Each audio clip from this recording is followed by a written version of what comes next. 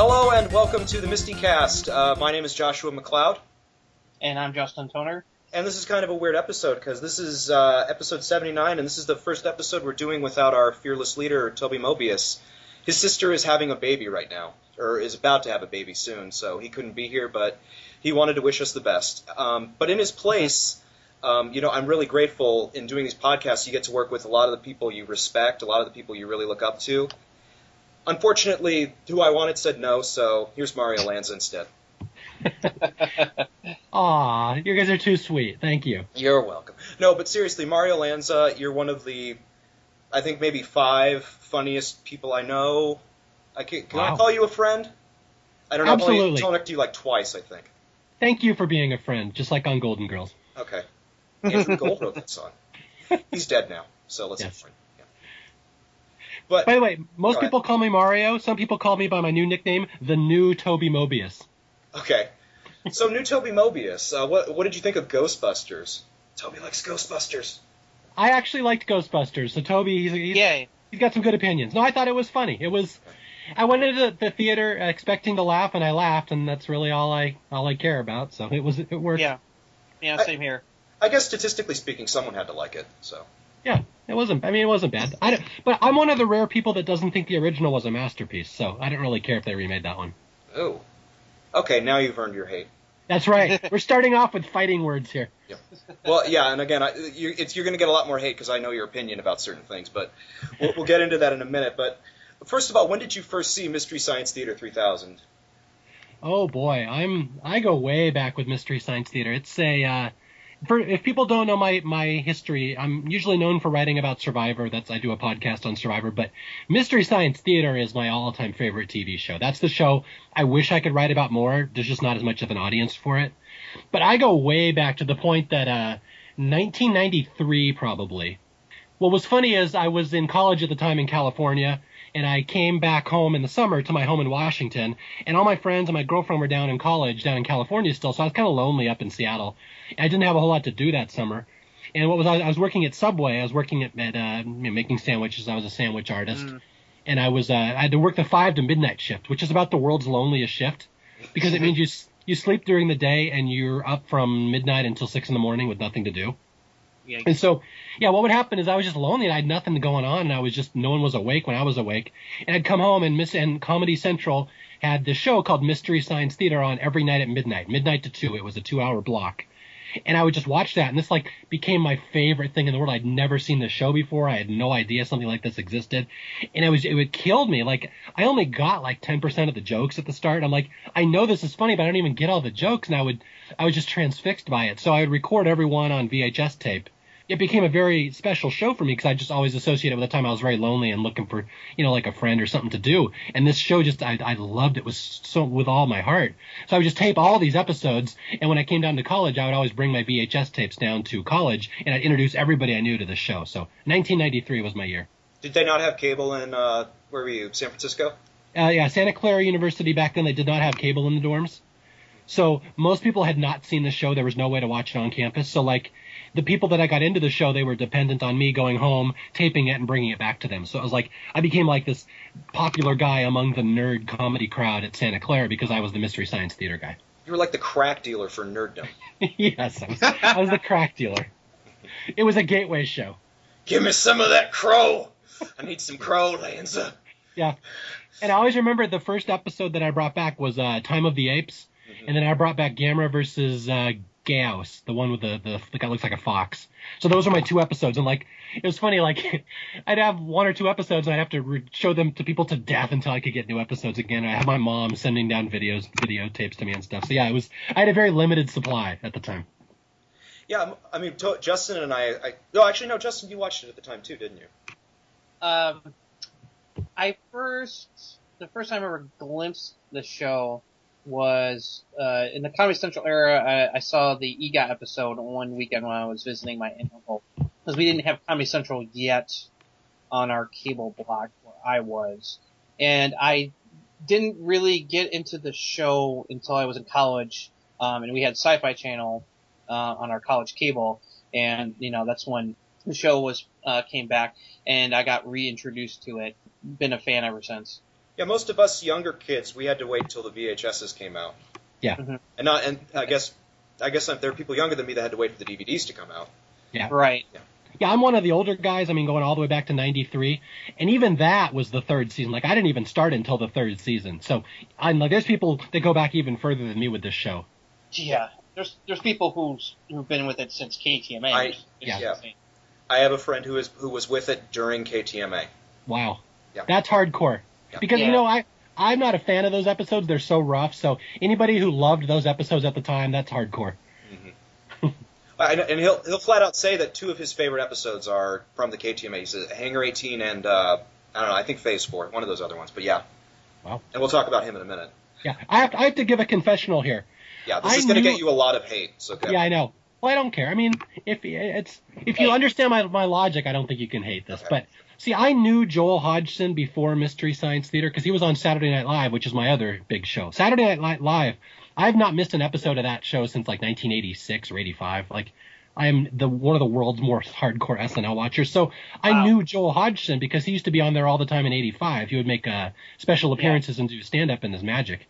And I hated him on SNL. So, like, when I saw this Mystery Science Theater show, I'm like, I love the show. I can't believe Joel Hodgson's the guy running it because I knew him. I'd known him for like 10 years. I'm like, I hate that guy. He's annoying. So, like, it took a while for him to grow on me. I liked the show, like, in spite of him at first. And eventually he kind of grew on me because he's got such a deadpan style. But so that's my big dark confessional that I didn't like Joel, and I would watch the show in spite of him. What about the other facet? Okay.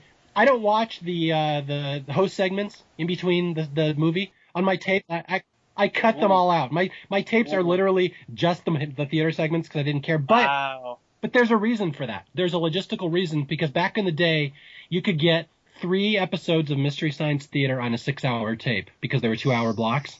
However, if you cut out the commercials and the host segments and just did the movie, you could get up to 5 episodes on a tape. And again, I was poor. I was a poor college student, and I didn't like carrying these big boxes of tapes around. So there was a logistical reason for that at the start because I just wanted to get as many episodes as possible to show people. Okay. So it wasn't out of hatred. Well, no. Eventually it became hatred, but at the start it was for a reason.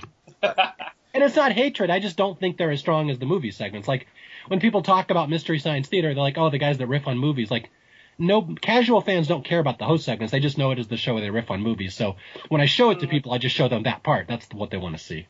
Well, and to be fair, and I'll say it, not all host segments are. There's plenty of episodes where the host segments are kind of meh, but there are some that I think are very funny. So it's like, you know, but I can understand. You know, it's like I'm not going to hold that against you. So if I say Chinderware, you have no clue what the hell I'm talking about.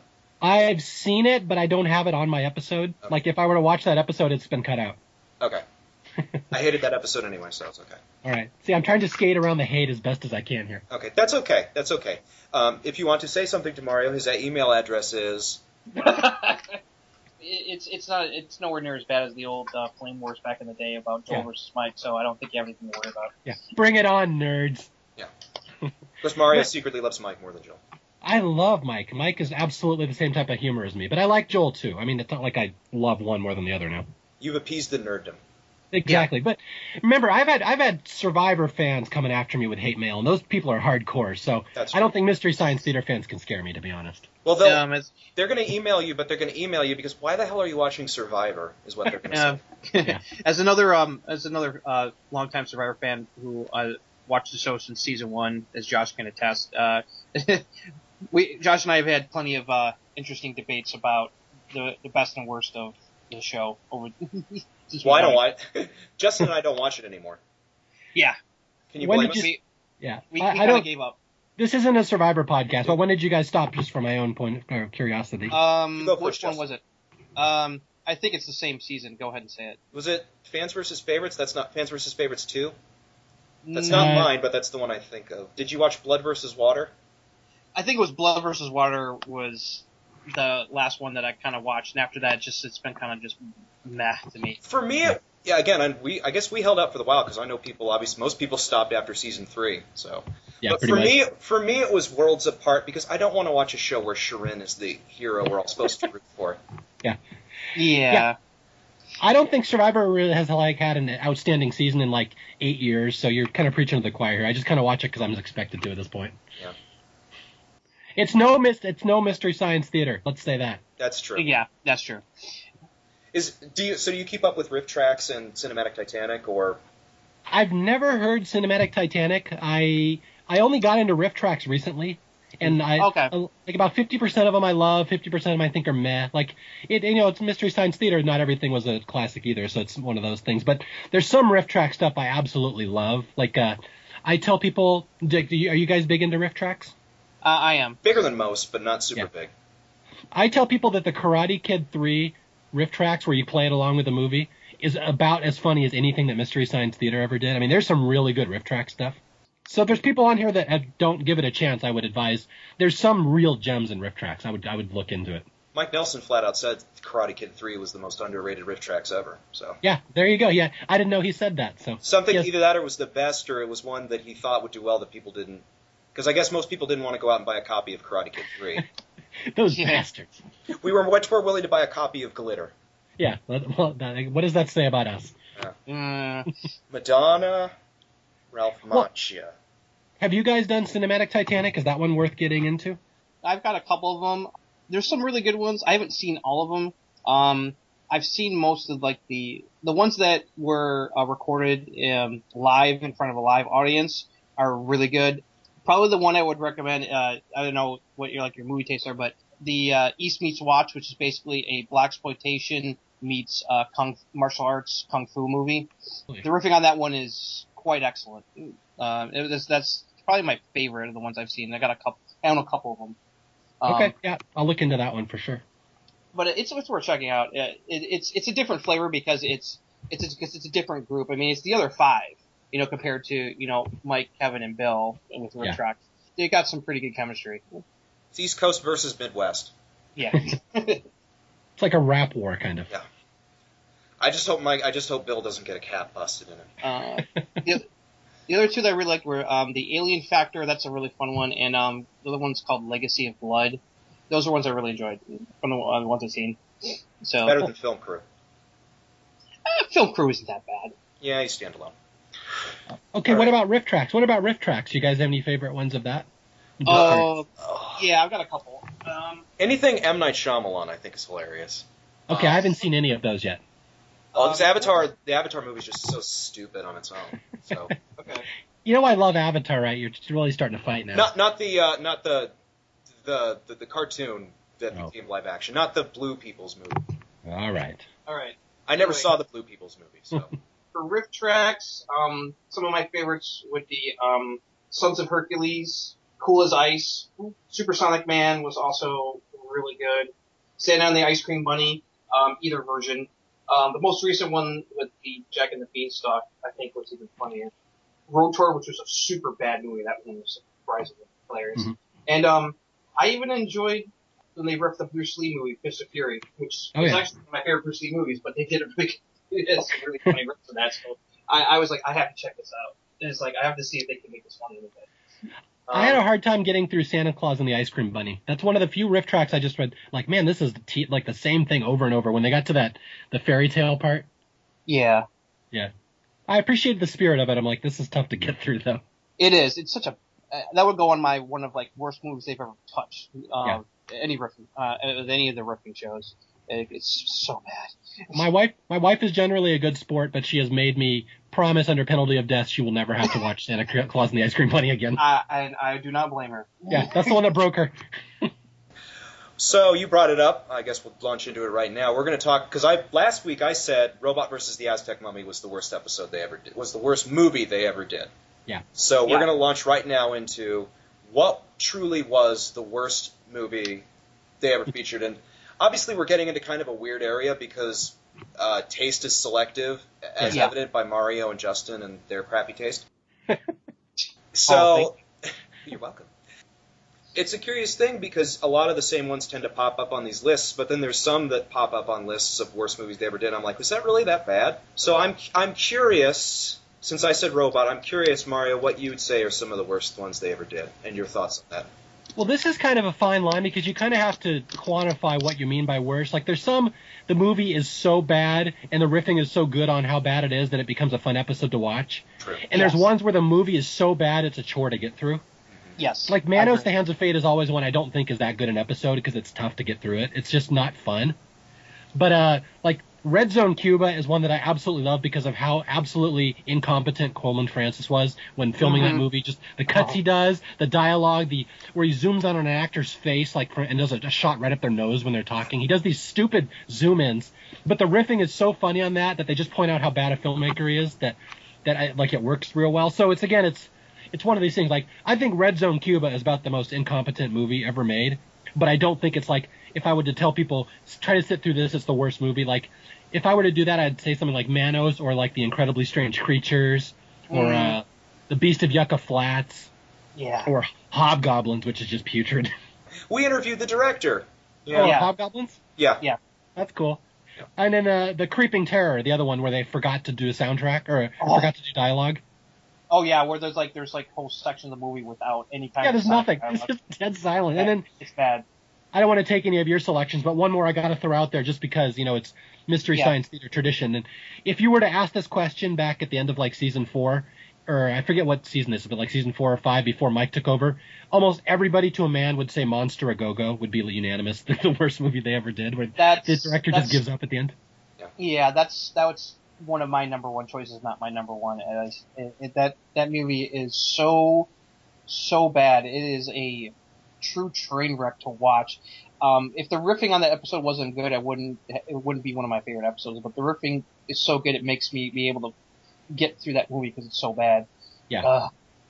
Well, it doesn't help that if you know the history behind it. I mean, like, it's like Bill Urbane ran out of money, couldn't finish it, and then Herschel Gordon Lewis came along and tried to finish it, and it was years later, so it's like he couldn't get all the cast back together, and one of the guys got older, so he had to. It's like that's why like characters just vanished without a trace, without no explanation, convoluted mess because it's like it's basically two different directors filming stuff years apart, trying to put together something cohesive in it. And the thing that always gets me, the thing I knew that this was like one of the worst that they ever did, was the infamous scene where a phone is supposed to ring and they didn't have the sound effects, so someone off camera is making the ringing sound for the phone. And I just when I was watching the episode, I nearly fell off my couch in hysterics, like, oh my god, this is crazy bad. Oh, that one is one of my top picks, if not my top pick. It's like one of the worst ones they ever did. And there's no way I would ever want to watch that thing uncut ever. I just couldn't do it. It's too painful. I have to point out my brother-in-law Andrew. I got him into Mystery Science Theater, and he said something to me over the years that he loves the later seasons like 8 through 10. Because instead of just making pop culture jokes or Mystery Science Theater callbacks, they tend to riff on the expertise of the director or like the movie making process. And he loves that because he's a film studies major. And okay. I specifically noticed that when I watched the later seasons. He goes, yeah, they just riff on the movie making process in general, and it's so much more funny because the jokes don't get dated that way. You can watch it anytime and it never gets dated. And one movie where I have to point out like that is the very last episode, Merlin Shop of Mystical Wonders. Where it's clearly like 3 different movies all crammed together with this backstory that makes no sense, where Ernest Borgnine's telling the story to the kids. And it's just one of those things, no one ever thinks of that as a horrible movie, but it's so stupid if you actually pay attention to what's going on, that it's just other movies that they just decided to film a wraparound story for, and that's it. Trying to create an anthology when there wasn't really one in the first place. I love the fact the acid of calling your grandfather by his last name. Yes. Yes. And speaking of that, I'll beat Josh to it. A couple months ago, we got to interview the actor who played the kid to Ernest Borgnine in that film. Wow, you guys got some hardcore guests. Yeah. All you have to do is make some threats, and you're good to go. And then they roasted the cat alive. Grandpa Borgnine, leave light and hope for me! Yeah. That's one of those episodes, every time I watch it, it's funnier. And I didn't really think it was that great the first time I saw it. And it's funny, I just lent another friend of mine named Matt a bunch of episodes. I gave him like 40 different DVDs. I said, watch all these. I'm curious what you think. And that was the one that jumped out as his favorite. He goes, Merlin's Shop of Mystical Wonders is one of the funniest episodes. I swear to God, I read quotes of that. Like, just quotes that are on like a website, not watching the episode. I just read the quotes and remembered them, and I cried in school laughing so hard. People thought I was insane. And that was the last episode, right? The last episode that was ever filmed, aired? It was the last episode aired. It was episode 1003, and there was some weird rights thing that kept them from airing it. But it aired. It officially aired after the finale. Yeah. So it was almost like a lost episode because they didn't air it when they originally wanted to. I mean, but how many shows in TV history have had that strong an episode at the end? That's the great tragedy about Mystery Science Theater. I mean, Major Dad. I mean, they were operating at. Yeah, they were operating at such a high level when they went out. That's the big tragedy of Mystery Science Theater. Yeah. But it's one of those things where where could they go? I guess it's that thing of would you rather it go on forever and start to suck? Simpsons. Yes. Or would you rather Survivor. it end Survivor, even better. Or would you rather it end at its height? I pick the latter. Yeah, exactly. Yeah, I agree with you. Yeah, I mean, and all these episodes are still there on DVD or VHS. You can find them. So, I mean, they're still out there. It's not like they died. So, yeah, I think I agree with you. It's amazing that they went out at such a peak. They never had a chance to get bad.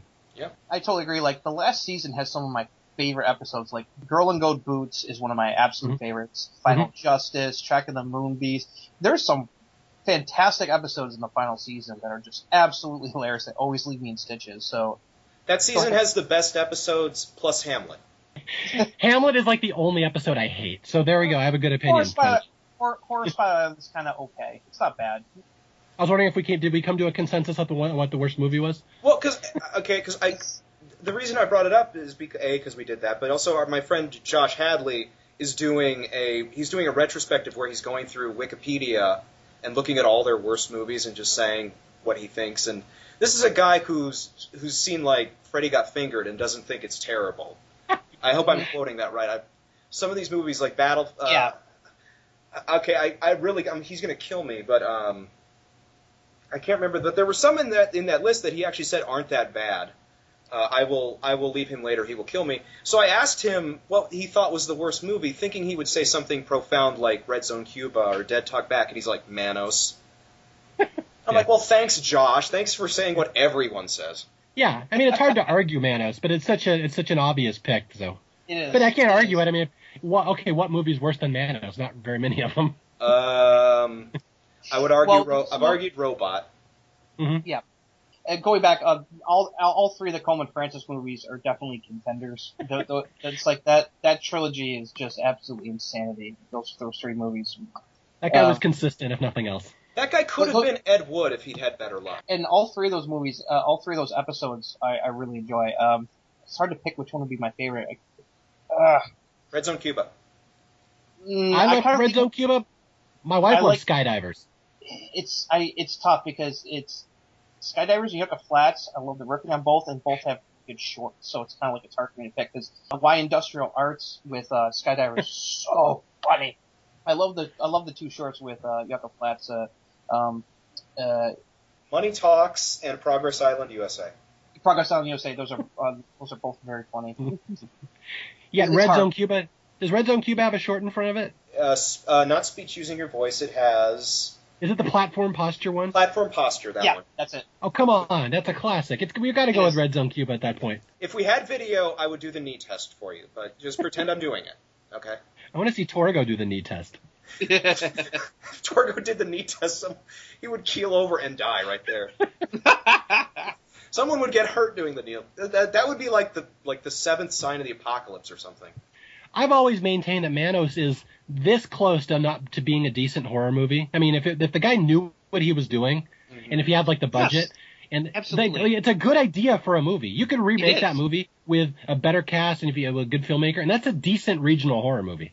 Yeah, better acting, better script and special effects. You can actually have a good horror movie. And I agree. Music's even kind of good. Yeah. Mm-hmm. Yeah, I agree. I've heard other people say the same thing, and I agree that if someone who with right talent and stuff could remake that, it could be a pretty effective horror movie. It would have been a great episode of The Twilight Zone and/or Outer Limits. Outer Limits, yeah, definitely. And I'd argue that a lot of Manos even kind of works. Like some of the scenery and the setting is actually kind of creepy. Mm-hmm. Mm-hmm.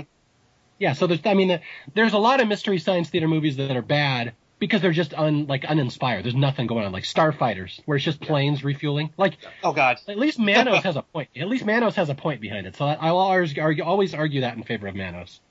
it's always been Castle. I mean, not always, but Castle of Fu Manchu is one that always shoots to the top of the list. Yes. Because that movie it has no excuse, as someone pointed out, because it's like number 5 in the Fu Manchu series. And, you beat me to it. I was gonna bring up Castle Fu Manchu as one of the other ones that always comes to mind. Okay, well, I can tell you, Manos. Family gets lost on vacation, end up at the demonic hotel, find the evil cult, never escape. That is the plot of Manos. What is the plot of Castle of Fu Manchu? It's hard to figure out, really. That's the problem. It's a mess. Back in the day when I was taping these VHS tapes and putting 5 on a tape because I loved Mystery Science Theater so much and I needed every episode, I actually taped over that episode because it sucks so much. That's the only episode I ever taped over. And even some of the cast consider Fu Manchu one of the worst. I know Frank Conniff has said that he considers that the worst movie that they ever tackled. You can make a good argument for it because that movie is just an absolute train wreck of a mess. And there's a reason why, like, one of the jokes during the whole segment was how much that Joel and the Bots are suffering because the movie's so bad. And Frank's the guy that picks the movies. So if he says that's the worst movie they ever did, who are we to argue with him? I won't argue. And again, the story I always heard is that the movies we got, there were way worse that they said no to. Oh yeah, absolutely. Like I've heard they turned down movies. I'm going to get in a lot of trouble for saying this, but I don't remember the title of the movie. Someone out there listening is going to find it. But I remember Kevin Murphy in an interview saying there was one movie we saw where it involved a man having sex with a vacuum cleaner. Whoa. Like, okay, I don't know what no, that. No. Wasn't that Freddy got fingered? It was a deleted scene. I think it's like the Asian edit of the film. If you buy that. All right. Well, let me throw out another movie that nobody's mentioned yet, which has historically been known as one of the worst movies of all time, even before Mystery Science Theater came along, and that's Santa Claus Conquers the Martians. I will argue in favor of that movie that it's good. That it's not good. Let me rephrase that. It's not good, but it's not. Doesn't make me want to kill. It's fun bad. It's not painful bad like Manos and some of the others. It's a bad movie, but it has some. Cheesy, stupid. It's entertaining in a lot of ways. Just how silly it is. It's stupid. Yeah, I mean, it's kind of charming. It's made for kids and it's whimsical. So I mean, and so is the other Santa Claus movie too. I mean, it's stupid, but kids like it, so whatever. And my dad actually saw that movie. I don't think I've said this before. My dad actually saw Santa Claus Conquers the Martians in theaters when he was a kid. Really? That's amazing. Yeah. Like, you lucky bastard. I don't know if he's that lucky. Well, that's one that comes up a lot. The other one that comes, there's a couple that came up. I looked on a lot of lists before coming here of ones that just constantly get listed as worse, and that I just don't understand. Like, Final Sacrifice is one that's constantly listed. I'm like, I never thought that one was that bad. That's just low budget. Yeah, it's low budget and cheesy, but it's not like, oh God, I can't watch any more of this kind of bad. I mean, it's a student film made by amateurs, but I mean, you could do a lot worse trying to do the exact same thing. There's actually some talent in there. Yeah. I mean, most Canadian student films I've seen is just like 4 minutes of stop motion footage of a chair. So comparatively, Final Sacrifice is pretty good. Yeah, I swear the actor who plays Rousdower is in like 90% of Canadian student films I've seen. Yeah. I'm just kidding. He's not. The budding Canadian student film fan club. Yeah, no, Final Sacrifice is just, I always kind of, I have a kind of a genre of movies that I like to say just the regional horror movies. Like, they're never great, but they're kind of cool for what they pull off. Like, Final Sacrifice is just some Canadian student film. You got Track of the Moon Beast, which is just New Mexico, Albuquerque. Like, they're just little regional horror films someone put together. And, I mean, they're no masterpieces, but they could certainly be a lot worse. Yeah. Mm-hmm. Even like Werewolf. Werewolf is a bad movie, but it's so bad it's fun to watch. Because even without the ripping, I'd be laughing at it because it's so incompetently made. It's like Mac and Me. It's a movie you watch with your buddies, and you just laugh your ass off at it. I don't get how you can put that in the same category as, like, Creeping Terror. Yeah, no. Yeah, but people do. Werewolf is just it's just a Flagstaff, Arizona regional horror movie with some guy who wanted to make a movie, and he had a hot girlfriend, and he said, here, I'll give you the lead if you be my girlfriend. So there you go. You know what? That explains a lot about that movie. That thought never occurred to me. Yeah, that was his girlfriend. I'm sure he's like, hey, you want to go out with me? I'm making a movie. I'll give you the lead. Okay. He never returned my emails, so that's a good theory. I just thought of one. Invasion of the Neptune Men. I haven't seen it, so I can't comment. Yeah, see, that's one that I always kind of put in my category of it's so bad and uninteresting, it doesn't really register on my radar. I just kind of lose interest in it. Mm-hmm. But I can't argue with it that it's not bad. That last half hour is just really a slog because they just keep reusing the same shots and stock footage over and over and over. Yeah. I was like, even when I was watching, I was like, this is getting ridiculous. That's why I don't blame them. Like, that's one of my favorite bits from that episode is when Servo just completely loses it while they're riffing on the movie because he's just absolutely sick and tired of seeing the same footage over and over again. So eat it, movie. That's the best thing about the later episodes is the fact that at a certain point they just get sick of it and they really want to murder the film. Yeah. And that's my argument why I like the later seasons more than the earlier seasons. It has nothing to do with Mike. It has nothing to do with Mike versus Joel. It has to do with they're just pissier in the later seasons. Like Crow is with Bill Corbett as Crow. He's just pissier. He's in a bad mood all the time, which is different than when Trace plays Crow. Yeah, which I appreciate. Yeah, just end. Yeah. Can the she creature just come out and kill these people now? Let me throw out another movie here, although I already have a defense why I don't think this should be named, but I hear this one mentioned a lot. A lot of people say Overdrawn at the Memory Bank is one of the worst movies they ever did. Absolutely. No, not even close. You don't think so? I mean, my argument for that is that it's a TV movie. It was never expected to be anything more than like a little TV movie, but I hear a lot of people mention that one. I saw it aired on PBS before it was even on MST3K. You lucky bastard. Wow. So you knew how to topple your finger well before anybody else did. There's only a handful of those movies that was on MST3K that I saw uncut before they did have the show, and that's one of them. By the way, my friend Josh Hadley, shout out to Josh, has seen he said he saw 50 of them. Not 50 of them, 50% of them before they were on the Science. The only one I had ever seen before it was on the show was Squirm.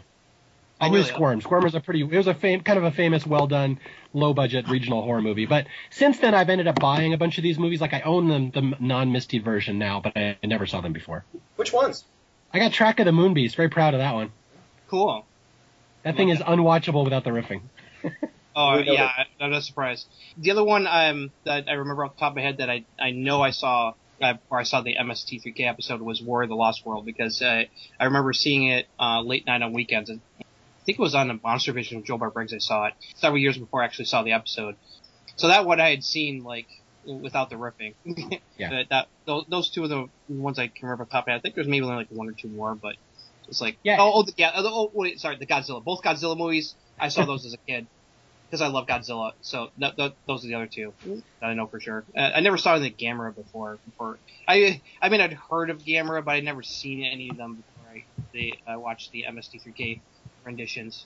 But the Godzilla ones, yeah, because I'm a big Godzilla fan growing up. I loved them as a kid, so I just watched all those movies. I will say that Deathstalker and the Warriors from Hell, one of my absolute favorite episodes. But before that, there was another movie called Deathstalker 2: Duel of the Titans, which is one of my all-time favorite guilty pleasure movies. I remember you mentioned Joe Bob Briggs' Monster Vision. They used to have USA Up All Night with Gilbert Gottfried and Ron Jashir. Yes. Awesome. And I saw that movie. I saw Deathstalker 2 on Up All Night, and I loved it. It's been one of my favorites for years. And so that's Deathstalker 2, and then Deathstalker 3 is the one they did on Mystery Science Theater, which is The Warriors from Hell. So I'm a big fan of the Deathstalker series 2 and 3. Should they have done 2 on the show? They should absolutely have done 2 on the show. That would have been maybe the most popular episode ever. Alrighty. Have you ever seen that movie? No, because we don't. No, I haven't. No, we can't see. We're good little Christian boys. We don't get to see R-rated movies. Oh man, Deathstalker 2 is amazing. The actors know it's stupid and the directors know it's stupid, so they're literally breaking character in the middle of scenes and just laughing at jokes, and they don't even stop filming. They'll just kind of keep going. It's ridiculous. They absolutely know it's a joke and they just play along with it. We're gonna get the same amount of money whether it's good or bad. Who cares? Yeah, exactly. They're getting paid. Being from Another Planet is another one that comes up a lot as the worst movie they ever did. Yeah, and that's another one I always remember as just being boring. It's so boring and tedious that it doesn't register on my radar as being worth watching. I can't attest to that one. I haven't watched that episode yet. I mean, it's nothing spectacular. It doesn't make me want to kill like some of the other movies. I mean, you get to see if you bought the DVD, you get to see Nina Axelrod's uncensored boob for a second. So a lot of third grade boys like it. I know that much. Oh, and you're the good Christian boy. You're one bringing up the boob. I'm sorry. Gorgo was one of the other ones that I saw. Gorgo. Long before I saw the MST3K version. One that gets listed as the best movie they ever did. That's a question? You want to know what the best movie? No, that's one that gets listed as Gorgo. Yeah. Or the most popular, at least. Didn't Space Travelers win like an Oscar or something? Yes. Space Travelers won an Academy Award for special effects. Yeah, it's got Gene Hackman. I think that one probably has to be up there somewhere for one of the better movies they ever did. Duly noted. Well, they have the. I owned Gorgo on VHS. I picked it up with a bunch of other like Godzilla movies. It's like I was like, oh, this is a monster movie. I'll check it out. And I thought it was a kid. I thought it was fine. So I got kind of a lot of amusement out of it when I watched the MST3K version. It's one I saw at the library a lot. The video, I mean. Oh, yeah? Of Gorgo, they had it at the library. Remember when I thought you meant they showed it at the library. No. What the hell kind of library is this? Oh. the subpar British Godzilla ripoff library fandom. They're up there with the Canadian student film fandom. Just remembered one more, Revenge of the Creature, because I watched all the Creature from the Black Lagoon movies, because I love the Universal monster stuff. So I'd seen Creature from the Black Lagoon and all its sequels. They picked a good one to ref. That's like the worst sequel. That's one of the few episodes I've never seen, so I need to get that one. Revenge of the Creature? Yeah, Revenge of the Creature. Other than that one, any others? What other episodes have I never seen? There's still a couple season 1 in KTMA I haven't seen, but I'm not really like seeking those out or anything. If you don't watch the KTMA, no one will hold it against you. Season 1, I understand, but yeah. Is there one called Devilfish or something? Devilfish, yes. That's the other one I haven't seen. Yeah. That one's pretty good. Yeah, I also recommend. I agree with Josh. I like that episode a lot. Definitely check that one out. And in that movie, you don't get to see uncensored crotch. So there. Yeah, exactly. They had to black it out because it's such a weird scene that serves no purpose in the movie where a guy like he leaps over the boat and for some reason they're shooting it underneath. And you can see and if you watch the unedited movie, you can see his testicles, and it's like the most pointless, bizarre thing ever that is neither sexy nor serves any purpose, and it's just one of those things where they had to blur it for like. I just looked it up. I forgot it wasn't black. They used the MSTK, the logo, to cover it up. Oh. it was very clever. I like my movies to have more upskirt shots. Devilfish is basically it's a 80s Jaws ripoff. Yeah. Okay. I will get to it. Yeah, right. Some people don't care for the episode. I think it's very funny. I like the riffing on it. By the way, there was one movie I threw out right at the start, but we should really go back to it because I'm curious what you guys think about it. The Incredibly Strange Creatures one. I have a lot to say about that one. So that's one I see a lot on popular lists. It's one that I get listed a lot as the worst movie ever. I will say this: I don't think it's the worst movie they ever did. However, I feel like they really didn't. It wasn't their best riffing. I feel like they really didn't do anything with it. And the reason it always stands out is because you have a movie whose title is like 13 words long. It's like the second longest, and they don't have any fun with it. You think they'd have some fun with it in the theater.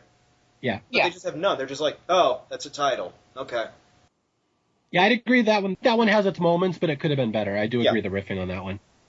I think it's an episode I like. It's not one of my favorites. Riffing's pretty solid, but it could have been better.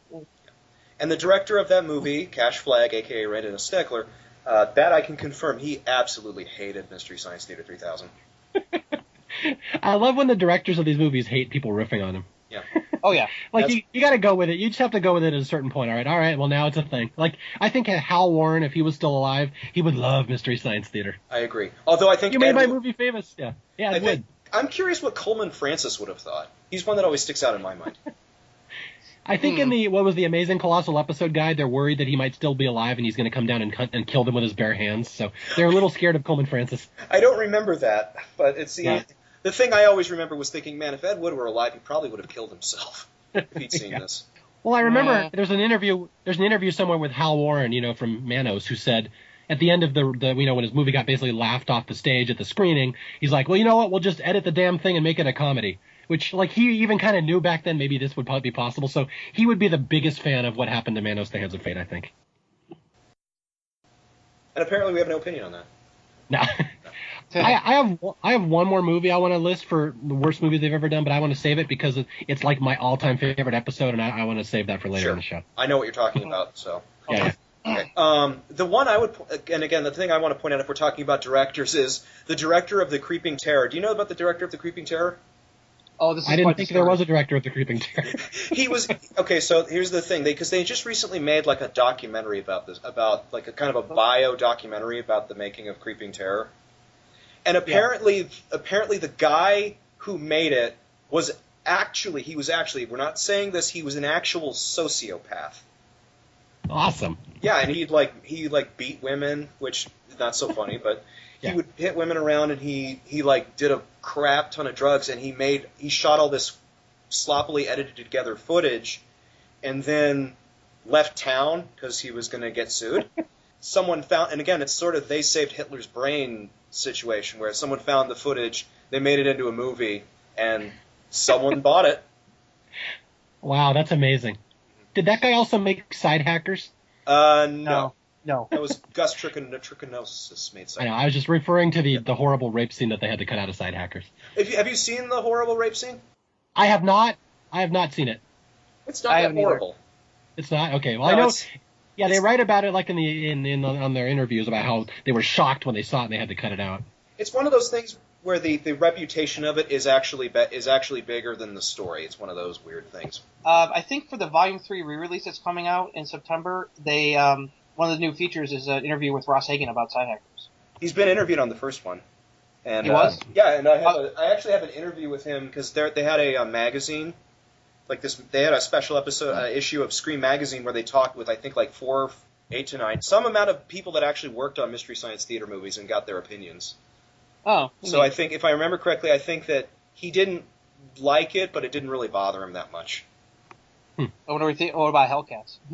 He didn't care. It didn't bother him all that much. Meanwhile, the guy who directed Squirm, he's like, yeah, I don't care. I don't care how they took my movie and thought they could make it funny, those fat bastards. My masterpiece. He's a weird duck.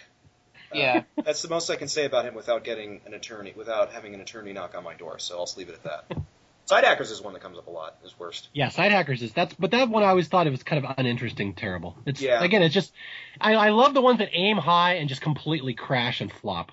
Like the ones that don't aim high and just are boring. Like I don't really, whatever. I mean, it's like they're just throwing together some little movie to make some money and that was it. There was no thought behind it or anything. The AIP movies kind of fall in that category. Yeah, oh, definitely. Earth vs. the Spider, Colossal Man.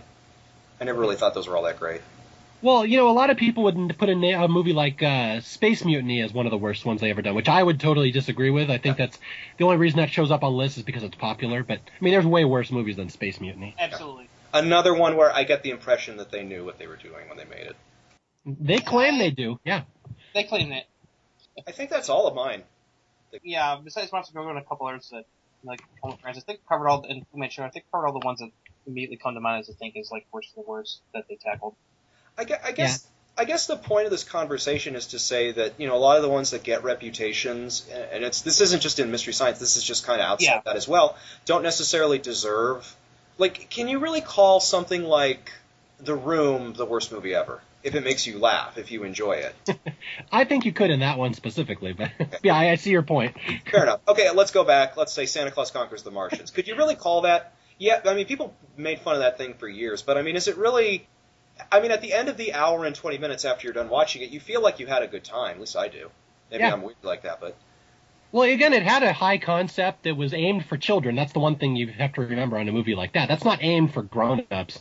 Yeah. Like, that was just for, like, a little kid's movie. So, like, did I really enjoy it? No, but I could appreciate the thought that went behind it. And there's, like, a fairly good budget behind it, and I like the theme song. So, I mean, yeah, it's not for me, but, like, there's way worse movies than that. Like, Red Zone Cuba is the one that takes the cake for me. I can't get past Red Zone Cuba. Fair enough. Again, I got to give it to Robot versus the Aztec Mummy, which listen to last week's episode if you want to hear me scream. But go ahead. That's a solid choice. I can't argue with that one. 90% of this movie's in flashback. Yeah. Yay!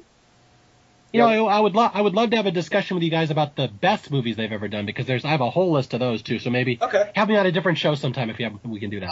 I definitely do that because I got a couple in mind for that as well. So you should definitely do that. All right. Mm-hmm. We'll get into more philosophical debates about should something or not something. On the Space Travelers DVD, they have an interview with the guy who directed Texas Chainsaw Massacre 3. I will leave you to discuss. Like the Mystery Science Theater version of Space Travelers, one of the special features is a interview with the guy who directed Texas Chainsaw Massacre 3, you're going to wonder where I'm going with this, who says, like, I don't think they should have ripped this movie. It's not deserving of it. And that always pisses me off is when people say that. Well, there's not a movie alive that isn't deserving. I mean, that is too good for a riffing. Like, okay, it's ethically, if the guy goes out there and riffs Schindler's List, that's probably not the nicest thing in the world to do. But like, there's no movie that should be taking itself that seriously that is above riffing. Like, This is too important. No, it's not. It's a movie. Yeah. I can't stand it when people say, "How dare you riff my movie? My movie was great." Well, we're not going to riff your movie. We're going to riff this other movie. Oh, I don't care. Go ahead. Yeah, exactly. Like that seems very snooty, I guess is the right word. But something to discuss in a future episode. So, as always, we didn't even, Justin, what was you going to say was your worst? I apologize. What was your worst favorite? Or least, what was the worst movie they did in your opinion? As much as the Coleman Francis movies are bad, I still have to go with Monster Go-Go. A solid choice. My choice. That is one of the movies that makes people want to punch the TV. So it's hard to argue that there's anything worse than that. Yeah. Plot of Monster a Go-Go. Stuff just kind of happens. Yeah. Never mind. Just kidding. It didn't. Oh, and of course the ending where they say there is no monster, which then what the heck was the point of the movie? Yeah. I distinctly remember a monster at some point. What is this, like Sixth Sense? Yeah. Between that and the phone ring, I wanted to like rip the hair out of my head. That's one of those movies that I love introducing to people. Like I've introduced so many people to Mystery Science Theater over the years, but I never show that one early. You have to get them into the show until you get to Monster a Go-Go and Manos and stuff, because they're going to turn on you if they see that one too early. Manos was my third episode, although Toby, who's not here, it was his first episode. So wow, clearly it did not scar him up. But Manos was like my third, and I loved it.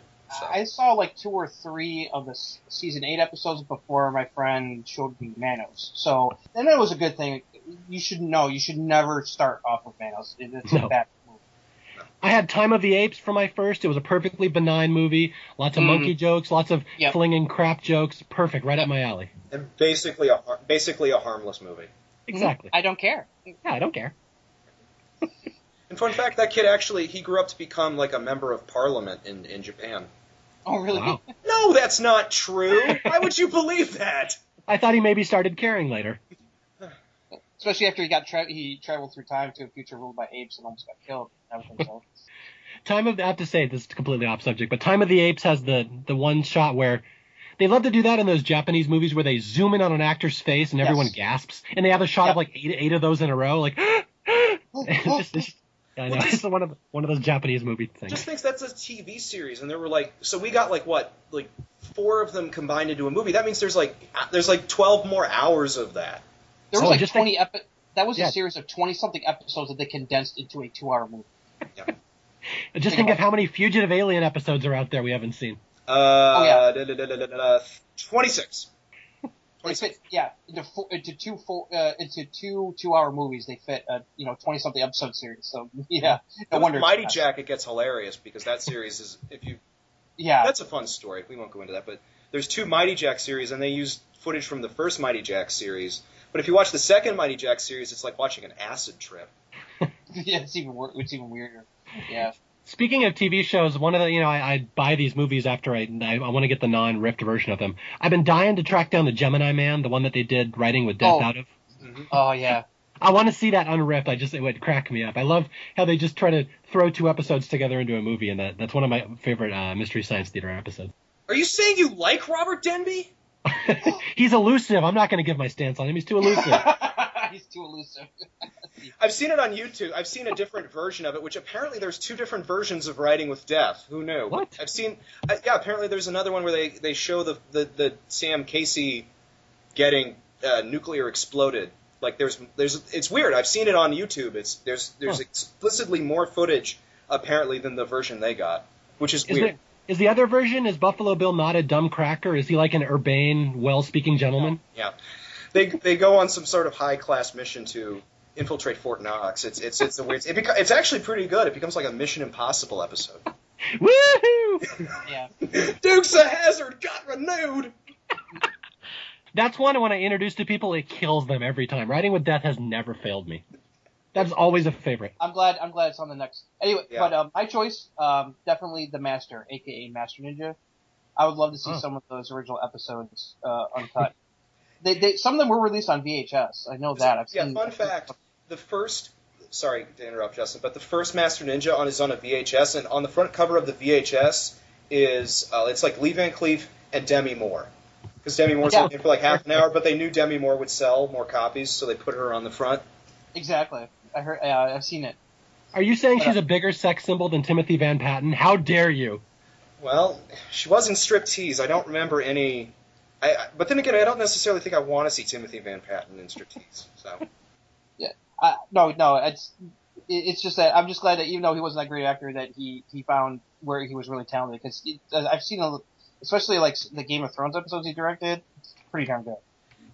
He did an interview for the Archive of American Television, and they go through like your entire like acting career, and they asked him like, what was the deal with the Master, and he flat out says, some jobs you do because you want the work, other jobs you do because you need money.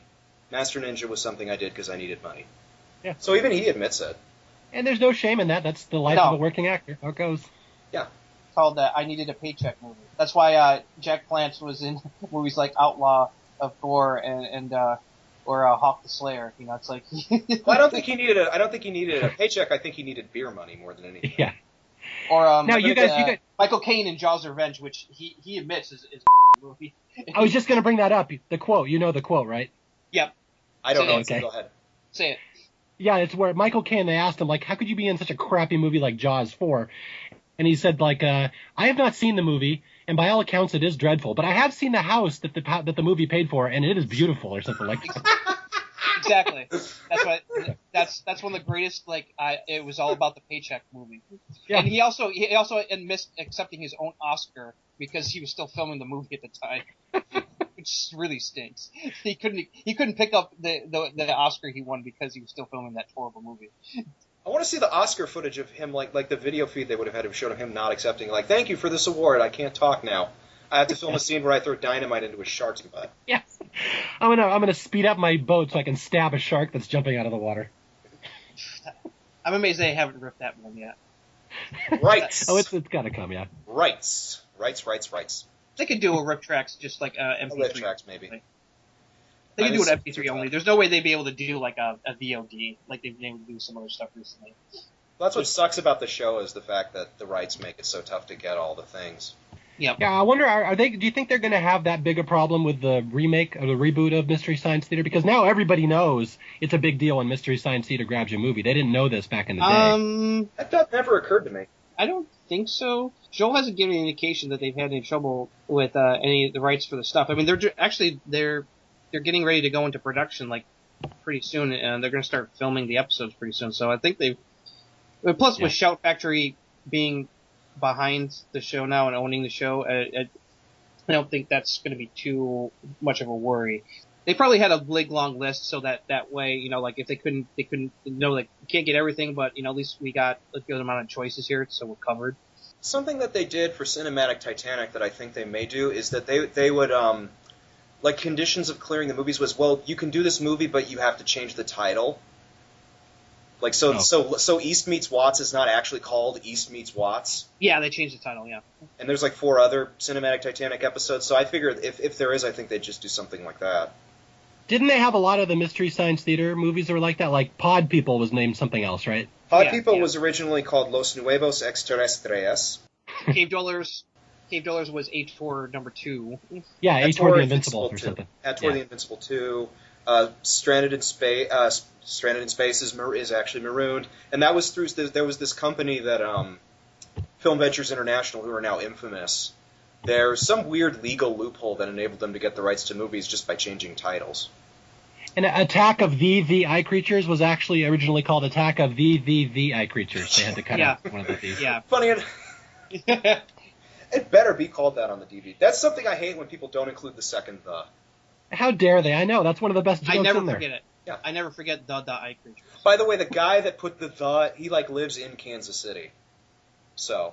Wow, you guys know your homework. Yeah, you guys know your homework. You guys know more about this show than I do. I read a lot of TV, so. Well, that is the best way to appreciate TV is to read it. Before we end it, I'm curious, what do you think about the fact that MST's coming back? Yeah. Okay. I am one of those people. Once I set something in my mind, I never change my mind, and it's one of those. how dare they remake Mystery Science Theater? Like, this was a product of its time. You can't go back and do all this ironic humor now on something that was so far ahead of its time. And so I was totally against it. But then I read the interview with Joel Hodgson where he said, when we first started out with the show, my plan was for it to be like Saturday Night Live, where you have a couple seasons with the same cast, and then they'd move on and someone else would take over. So he goes, that was always kind of the plan. And, I've read a lot of interviews with Joel, and he's very earnest. Like, he seems very honest in everything he says. You don't really think he has an agenda when he says stuff. So I totally buy that. And so I've completely done a 180 on this one. I'm like, good. I'm glad that it's coming back. I'm glad it will find a new audience. It's not going to change the originals. It's not going to overshadow it. Like, if this one sucks, it's not going to ruin the originals. They're still there. So it's one of those things like, all right, let's go for it. I'm going with an open mind. I'm glad that the new generation has a chance to experience it, and we'll just see how it goes. I'm such a big sourpuss that I'm, again, we live in a very jaded time, and I'm fearing that jaded people working on this show are just going to make it really jaded. Like, the original show didn't have, like, this is going to sound horrible when I say this out loud, but Mike Nelson was, like, working as a waiter at the time? Yeah, he was hungry. He was hungry. He needed the job. Like, hey, do you want to write for this? Yes. Like, does Patton Oswalt really need to work? Does he need the money for Mystery Science Theater? Yeah, that's an excellent point. That's an excellent point, and I hadn't thought about that. But yeah, these guys were struggling. They had no audience. This was their one big time to even do a niche TV show. So they were just putting everything they had into it at the time, and you can get the sense that's not really the case anymore. Mm-hmm. The other argument I would bring up is that Mystery Science Theater was never popular at its time. I mean, it was kind of embarrassing to mention that you liked it, because it was so hard to find another Mystery Science Theater fan in the 90s, even up until like the mid 2000s. Like, I used to do back on MySpace in like 2005 or whatever, I used to do a pop culture blog, and every Friday I would do a Mystery Science Theater short or a clip or something just to introduce people to it. And I would get so much hate mail over that. They're like, this isn't funny, this show sucks, don't do this crap on your blog. Wow. So it's like, even then, that was like only 10 years ago. So it's like, this show was never that big a hit, and it worries me that it's so popular now and it's getting so much mainstream attention. Like, again, one of my comedy heroes is Norm Macdonald from Saturday Night Live, and Norm is one of those guys, when he gets real popular, he gets less funny. He's always fun. Like, when he gets on a hit show, he just stops caring. He's like, I don't care anymore. Yeah. And then he gives up and he just goes on to podcasts and becomes funny again. So Mystery Science Theater is that one of those shows I worry about when it's popular and mainstream. I don't know if it's going to be as good. It's more popular than it's been in quite a long time, and it's a cult show. It wasn't a big ratings hit. It had a core audience.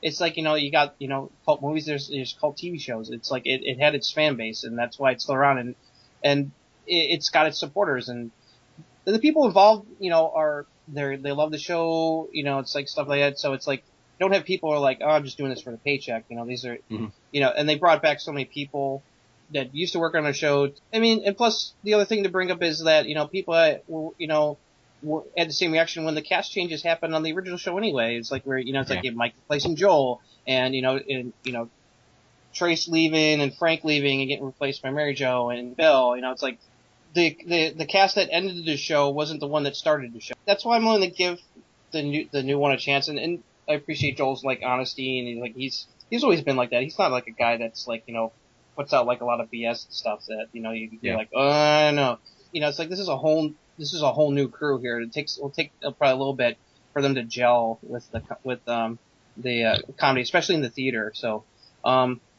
did you donate to the Kickstarter, Mario? No, I mean yes. Neither did I. So we're not alone. Well, because I wasn't 100% behind the concept of it coming back in the first place, and because we're both poor. Yeah, well, cheap is another way, but yeah, poor and cheap.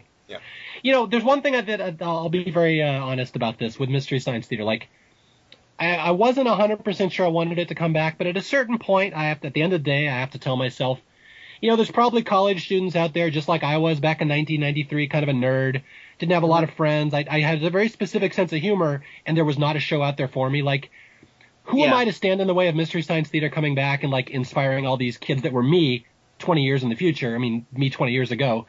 Like, who am I to stand in the way and say, no, the show shouldn't come back? Like, I think they should have a chance to fall in love with the show, too. So let's give it a chance and see how it goes. Did you just insinuate that all Mystery Science Theater fans are nerdy losers? Well, I mean, I'd like to see evidence that we're not. That's true.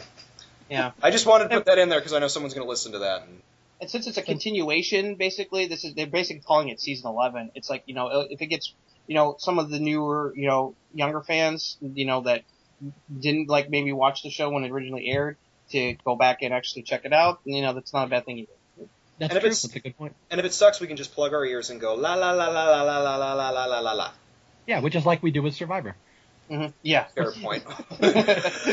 We'll talk more about, well, a little bit more. We've already gone about an hour, which is more than we usually do, but we'll wrap up in a minute. But yeah, go for it. What are your top? We always ask this question of fans when we get them on the show for the first time. What are your top 5 favorite Mystery Science Theater episodes? Preferably starting from 5 going to 1. You don't have to, but I put a lot of thought into this because I've done these rankings before. I've written on Facebook. I have notes ranking all my Mystery Science Theater episodes. So this changes all the time. But at the moment, my top 5 are, I love EGOT, my number 5, with Arch Hall Jr. It's like it starts slow. It's not great to start, but once it gets going and Arch Hall shows up and they start ripping on his face and he starts singing. And I love the fact that he's singing to his girlfriend and her name is Roxy, and the song is Valerie. Yeah. Yep. I love singing songs to my girlfriend about a different girl. They love that. But that one has Watch Out for Snakes, which is maybe my all-time favorite Mystery Science Theater, running joke that comes up in other episodes. So EGOT number 5. Before you go further, we just interviewed Arch Hall Jr., and I'm surprised that he even doesn't totally hate it. So he was kind of a fan. But you should totally check out our interview with him. It was excellent. He told a lot of cool stories about the making of the movie. Okay, yeah, I actually will check that out because I love that. And again, behind Joe Don Baker, he was probably the person they were the second meanest to ever, Arch Hall Jr. So it's nice that he's a good sport about it. Number 4 is Santa Claus, the Mexican one, where Santa fights the devil for the control of Lupita's soul. No, Lupita. Yes. That is actually the trailer for that movie. No, I am not kidding. And I know you didn't know that, so I don't know how you got it exactly right. So kudos. The trailer is what? The tagline on the movie is Santa. That was maybe not the tagline, but that's this thing that they put on the poster: Santa versus Satan for the control of the children, or for the control of Lupita. Yeah. So you somehow perfectly, because I know you've never seen that poster. You got into the minds of the Mexican film producers. Way to go, Mario. That movie truly is good old-fashioned nightmare fuel. Yeah. Santa's pleasure lips. Yeah. By the way, I show these episodes to my kids, and my daughter's favorite episode is Santa Claus. Out of all the episodes, that's her favorite. Number 3, this is one that hardly anybody ever lists as their favorite except me, and I'm going to say Girls Town. Because I think the scenes with Serafina and Paul Anka are like the funniest things I've ever seen on Mystery Science Theater, where she's just bat-ass insane, and he keeps showing up and driving her crazy every time. At one point, he's like, Jimmy shows up and he's like, I heard Serafina had a breakdown. I came as soon as I heard, and Mike's like, yeah, maybe this visit of yours can drive her over the edge. Oh boy. Wait, there's a scene in there where Serafina wakes up. She took all the pills and she wakes up, and Paul Anka's sitting right there at her bed. That I swear to God, anybody who doesn't know that scene off the top of your head, just watch that scene and the jokes that come rapid fire. It's just, it's hilarious, and it's just like that's the hardest I've ever laughed at a Mystery Science Theater episode. That scene right there. That movie made me laugh the moment I saw Mel Torme show up and I realized he was the bad guy. Yeah, Mel Torme, he was always 50. He was the Andy Rooney of the 50s. Yeah. I guess Andy Rooney was the Andy Rooney of the 50s, but go on.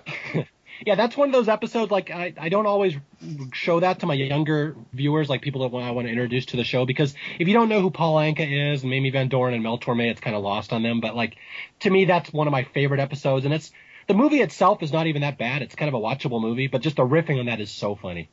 It's a good episode. Yeah. Number 2, Werewolf, which we've already talked about. One of our favorites. Yeah, and mostly just because the director had a hot girlfriend. He's going to give her the lead in a movie. She doesn't really speak English, so let's give her all the important scientific dialogue. I've done some research. I think she was like a prominent Polish actress. She is, and I've seen the pictures of her, what she looks like recently. Yeah. Yeah, she changed her name. Surprisingly, her name wasn't, what was it, Natalie Miles or something? That's the name of the Something character. like that. Adriana Miles. Adriana Miles. I didn't want to give her credit because I thought she was so horrible. She's the Lord Voldemort of this podcast. We don't like saying her name. Yes. You is a werewolf. You and Noah is in it for the money? Yes, we is. Oh, great. A random citizen who can kick a werewolf's ass. Joe, go home. We don't want you in the movie anymore. And that's another one that, like I said, my brother-in-law is a film studies major, and he loves when they riff on the movie-making process more than like the movie, more than like the action. And that one, like, oh, looks like the director got a little dolly. He's going to use it. And they just, where he's zooming in back and forth all the time. My favorite is when Circo just exclaims, "Oh, now he's got gray hair!" The ever-changing hairstyles of Yuri. He's not so much a werewolf so much as he is a fruit bat.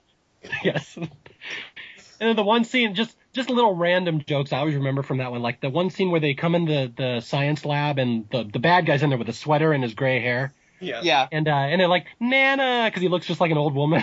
Yeah. The most random funny joke. It always makes me laugh. Nana. So yes, Werewolf, my number 2. And my number 1, there's actually an episode I like more than Girls Town and Werewolf, and I kind of rotate these 3 as my top 3 all the time, but at the moment, my number 1 is The Pumaman. Mm-hmm. Or Puma Man, as they say in English. You can quote that one forever. You can quote that one. Yeah, it's S&M Day at the Fields Museum. And he immediately defiles the holy gift given to him. And I will say, you want the flavor of bacon and a dip.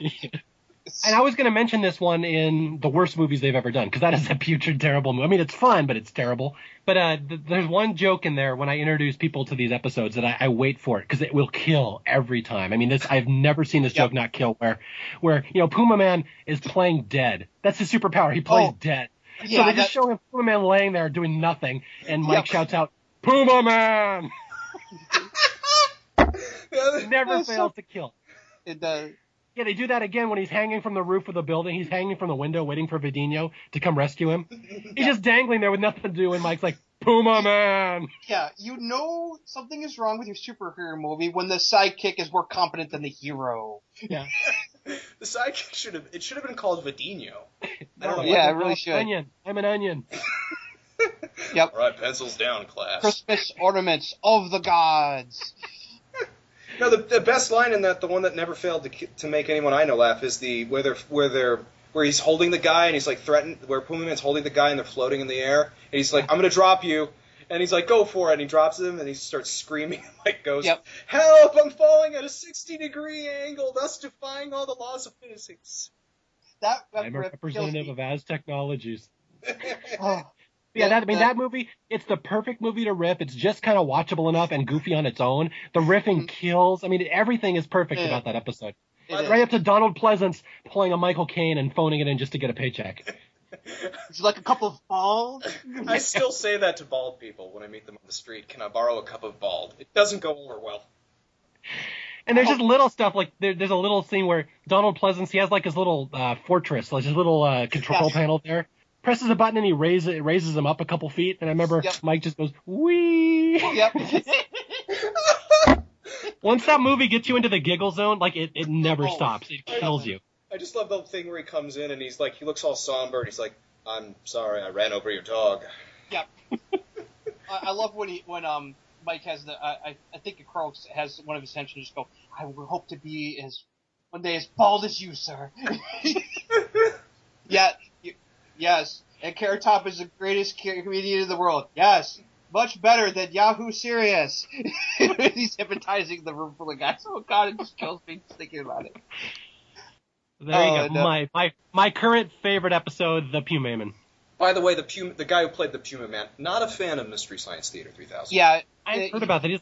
He's like a lawyer, right? He's a lawyer. Yeah. He's like a malpractice lawyer, I think. Yeah. Huh. After he left acting, he went back to practicing law because he was originally studying law before he got sucked into acting. Yeah, he was interviewed on the DVD release of Puma Man about the making of the movie, and it's like he doesn't hate MSTieCast, but it's like he doesn't think that the movie deserved to be made fun of. Has he seen the movie? Yes. How dare you make fun of the movie? Well, that's the thing. Do you think Donald Pleasance ever watched that movie? I doubt it. Donald Pleasance there is a classic example of the paycheck. Yep. Because that movie's horrible. From Halloween to Puma Man. I think that's the lineage. Don't forget Warriors of the Lost World. So. Oh yeah, the Puma Man. Yeah. Puma Man.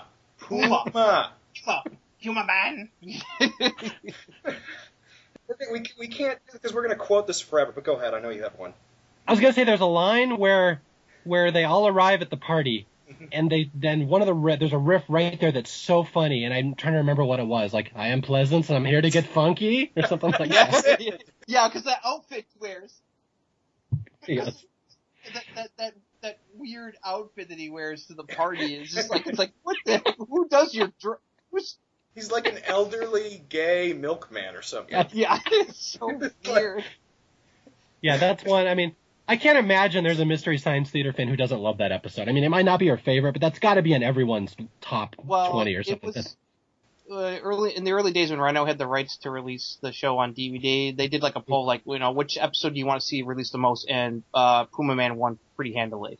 And 910 people wanted it on DVD. I remember that number off the top of my head. Yeah, my nerds have good taste. Mm-hmm. Fans were worried because after Shout Factory took over, they're like, come on, it's perfect. And like, it took them a long time to find the right holders, but they finally did, thankfully, and got the episode released, and everyone was like, thank you. It's owned by a winery, oddly enough. I was going to say, did the ancient Aztecs own it or something? Although then again, Soul Taker is owned by, no, I am not kidding, the producer's dentist. Yes. Soul Taker. Bus Taker. Two more favorite riffs from the episode: soundtrack by my little brother's Casio, yes, and also Crow at the end. You know, I have almost no respect for Pumas now. I know that if I ever run into a Puma, I can just push it the hell over.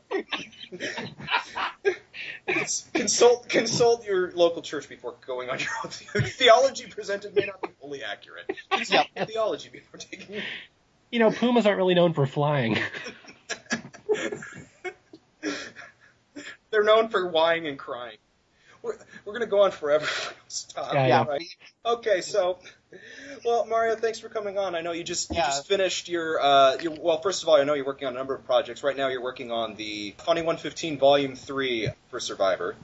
Oh, yeah, this is going to be a big year-long project starting in about 2 weeks. So this will be the last podcast I will have a chance to do for a long time, so I appreciate it. I will call you in a year when you're not as life. And if Holly's speech in the Neonka Quit episode isn't in there, I'll be mad.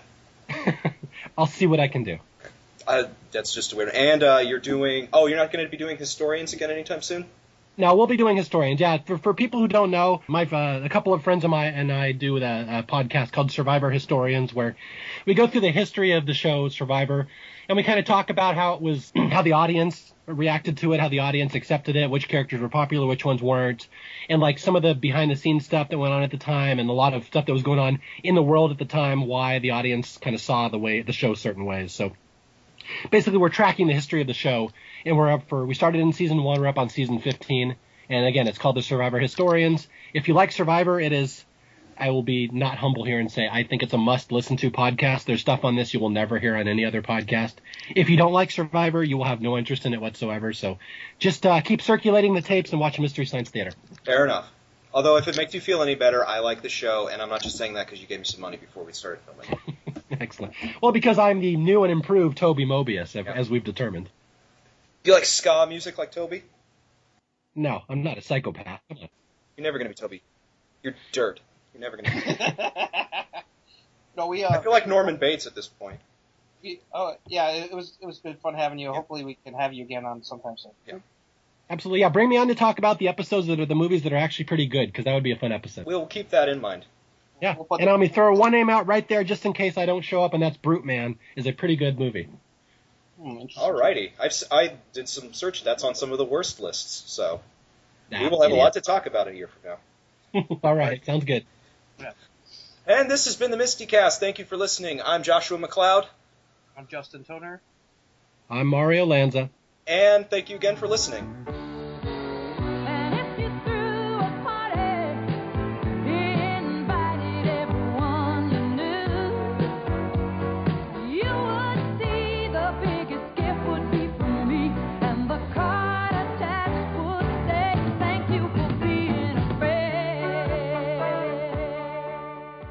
I have a colony of people living in my beard.